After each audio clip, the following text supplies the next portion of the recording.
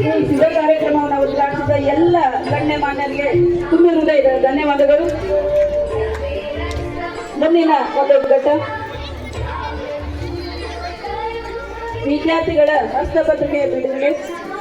ನಾವು ಎಳೆಯರು ನಾವು ಗೆಳೆಯರು ಹೃದಯ ಹೂವಿನ ಹಂದರ, ನಾಳೆ ನಾವೇ ನಾಡ ಹಿರಿಯರು ನಮ್ಮ ಕನಸಿಗೆ ಸುಂದರ.